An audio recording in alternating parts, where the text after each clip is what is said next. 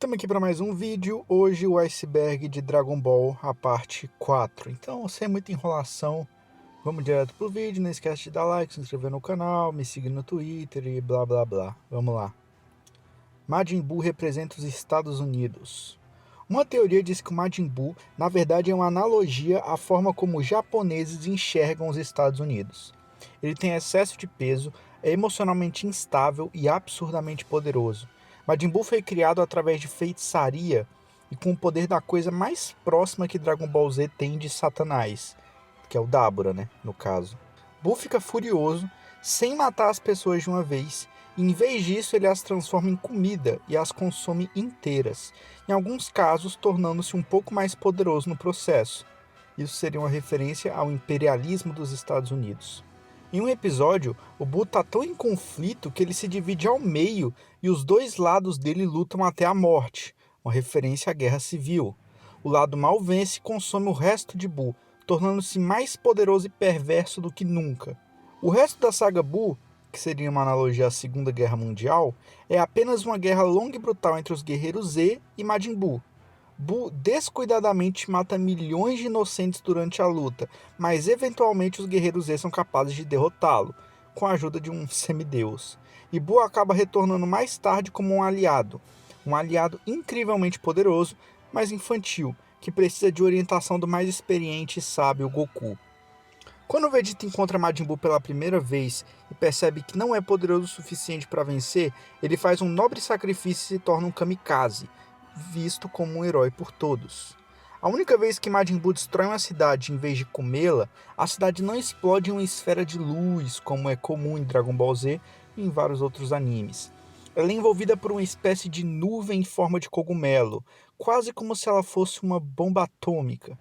O que a teoria diz não é que o Majin Buu é os Estados Unidos. O que a teoria diz é que o Majin Buu é a maneira como os japoneses enxergam os Estados Unidos. E eu gosto de pensar que isso foi proposital por parte do Akira. Bulma em Budokai 3. Bulma é uma personagem secreta de Dragon Ball Budokai 3 e para liberar ela você precisa fazer 100% do jogo, subir todos os personagens para o level 99 e uma nova cápsula estará disponível para ela. Lembrando que ela não é uma personagem única, ela é só uma skin da Videl com os mesmos ataques e tal, então nada muito novo. Makaioshins. Os Makaios nascem igual os Kaios e os Kaioshins, na árvore sagrada. Quando ainda são um tipo de fruto, eles transmitem uma energia bem negativa. Então esses frutos são jogados no mundo Maikai pelos Kaiô para impedir uma catástrofe no universo. Os poderes do Makaiô superam os poderes dos demônios normais, como Dabura, por exemplo, enquanto os Makaioshins superam os poderes dos Makaios. Um Makaioshin muito famoso é o Demigra, o vilão lá de Dragon Ball Xenoverse, e eu acho que até do Dragon Ball Online também. Mas os Makaios e os Makaioshins não são canon, tá? Eles foram apresentados só em jogos, ou em especiais, ou em fillers, então eles não são oficiais de verdade. Furo de enredo. No mangá, quando Trunks vai avisar Goku sobre os androides do futuro, ele especificamente fala que o nome deles são Android 19 e 20.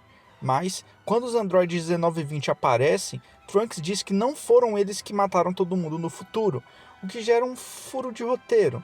Porque depois ele diz que, na verdade, os responsáveis por todo o caos no futuro eram o que a gente conhece como Android 17 e 18. O que acontece é que a história de Dragon Ball não era pensada pelo Toriyama com muito tempo de antecedência, o que acaba mostrando também o quão genial esse cara era, de criar uma história foda, basicamente pensando tudo na hora. O problema disso é que pode gerar esse tipo de furo. O plano original era transformar os androides 19 e 20 nos vilões principais da saga, mas um editor do Akira disse que não ficaria tão legal assim porque os inimigos seriam só um cara gordo e um cara velho. Então Toriyama criou o 17 a 18 e matou o 19 e o 20, mas o editor comentou que os vilões seriam só dois pirralhos sem nenhuma motivação. Então Akira criou o Cell, e para não desperdiçar os androides 17 e 18, ele usa eles como uma espécie de MacGuffin. Para quem não sabe, MacGuffin é tipo um recurso narrativo, vamos dizer assim. É algo que algum personagem precisa e almeja. E o Android 17 e 18 foram usados como MacGuffin para o Cell poder evoluir e ficar mais forte. Goku e Anne Frank. Essa é uma das fanfics mais famosas da internet. É uma fanfic de amor sobre o Goku e a Anne Frank, onde o Goku também luta contra o Hitler e... Porra, cara, pelo amor de Deus, que merda é essa?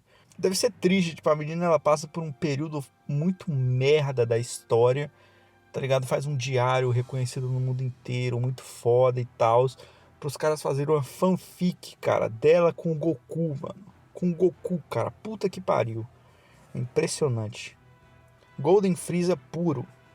Isso aqui não é uma transformação, tá? É só uma piada de uma edição limitada de uma estátua do Freeza que vinha com a frase: "Eu treinei tanto que virei puro ouro".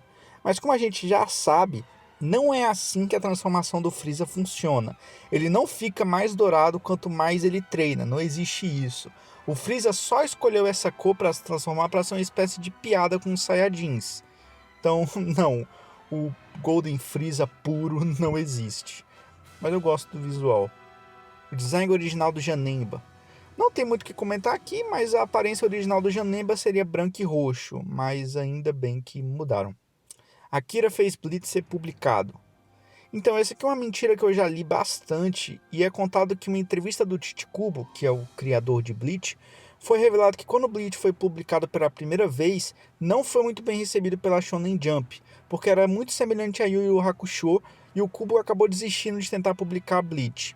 Mas logo depois que isso aconteceu, o Akira Toriyama enviou uma carta para ele, encorajando ele a continuar a história de Bleach, porque o Akira tinha visto muito potencial nela.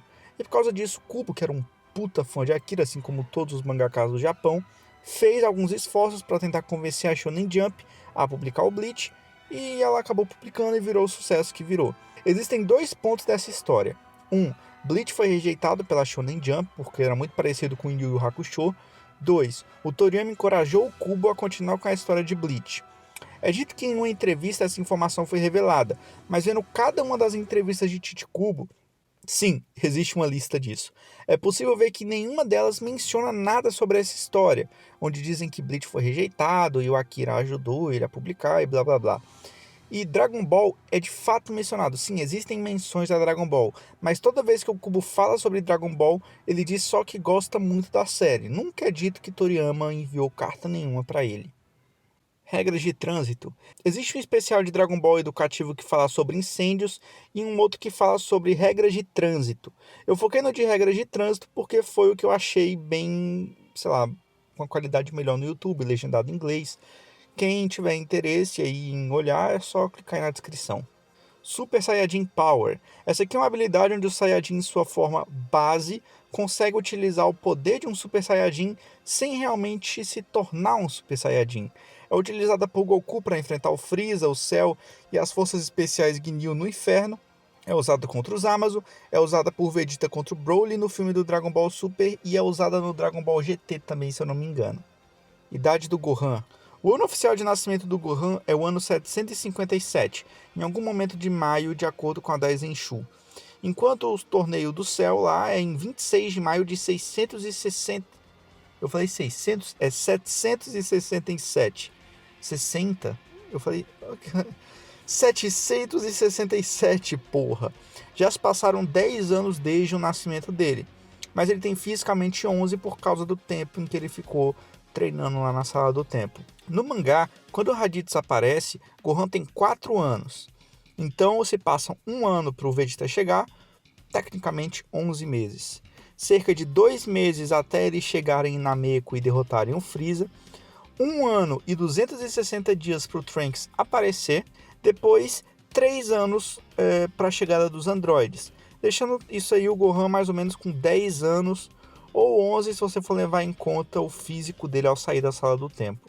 No entanto, os narradores do anime dizem que apenas 1 ano se passa entre a derrota do Freeza em Namekusei e o ataque dele lá na Terra, naquela forma meio mecha, colocando o Gohan perto dos 9 anos, fisicamente 10 por causa da sala do tempo. Mas também no anime, no episódio filler com o aniversário do Gohan, Tite diz que o Gohan fez 11 anos dentro da sala do tempo, o que colocaria ele fisicamente com 12. Porém, no mangá e no anime, o narrador diz que Gohan tinha 16 anos no início da saga Buu, que se passa 7 anos após a derrota de Cell, o que implica que Gohan tinha 9 anos na época. Cara, enfim, existem várias explicações sobre a idade do Gohan, O que eu queria comentar aqui é sobre como isso nunca é 100% estabelecido com idade fixa e de conhecimento de todos. Mas provavelmente ele tinha 9 anos lá na Saga do Céu e agora tem 16. Agora não, né? Porque já se passou muito tempo, mas na Saga Buu tinha 16. 5 minutos. Os 5 minutos em Namekusei são uma piada bem recorrente entre os fãs de Dragon Ball, mas há quem diga que aquela luta era vista por nós em uma versão bem mais lenta, já que várias vezes em Dragon Ball os movimentos são tão rápidos que nem todo mundo pode acompanhar. Há quem diga também que na verdade a medida de tempo de Frieza era diferente da medida humana, então 5 minutos para ele não significavam os mesmos 5 minutos que para a gente. Por que Goten é um prodígio?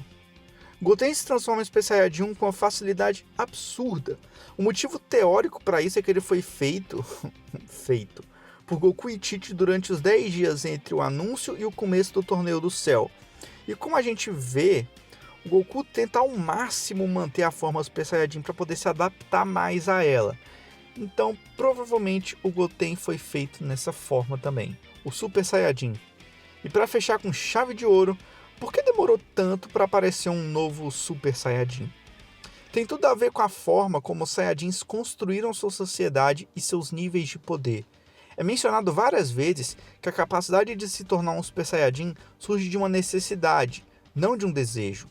Goku com a morte de Kuririn, Bardock para proteger uma criança do Tilde, o Vegeta que se transforma porque virar um Super Saiyajin era a razão de viver dele, e Gohan para se tornar mais forte e poder derrotar o Cell. Em todos esses momentos, grande angústia emocional, mas um grande poder costuma ser o catalisador que empurra um Saiyajin para um Super Saiyajin. Várias vezes durante o anime e mangá, Saiyajins são descritos como nada mais do que assassinos de sangue frio, com pouco conceito de camaradagem e família.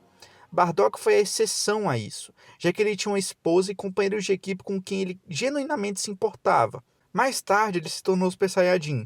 Portanto, a resposta emocional necessária para empurrar um Saiyajin era rara, já que Saiyajins foram moldados em uma sociedade para não terem fortes laços familiares ou amizades. Ou seja, os Saiyajins nunca poderiam sentir uma forte resposta emocional sobre a perda de companheiros de equipe de batalha, por exemplo.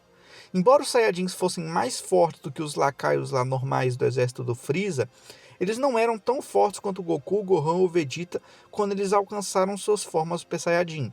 Especialmente dada a quantidade ridícula de treinamento especializado que todos eles passaram. Zenkai, um pouco mais de Zenkai, mais Zenkai e mais Zenkai, treinamento na sala do templo, em câmara de gravidade, blá blá blá. Portanto, é improvável que houvesse algum Saiyajin durante aquela época que tivesse uma potência alta o suficiente para alcançar essa forma, porque eles não eram fortes o suficiente e porque eles não sentiam muitas coisas. Mas não porque eles não queriam, mas porque eles foram ensinados assim. Eu falei que era para fechar com chave de ouro, né? Mas eu tenho mais uma aqui que ele nem tá no roteiro, mas eu vou falar. Vocês lembram que em Dragon Ball a Bulma queria as esferas do dragão para ter um namorado? Então, e se eu te falasse que talvez, teoricamente, não é confirmado, em algum momento entre Dragon Ball e Dragon Ball Z, a Bulma pegou as esferas do dragão, invocou o Shenlong e pediu um namorado. E aí o Vegeta veio pra Terra. Espero que você tenha gostado. Tchau.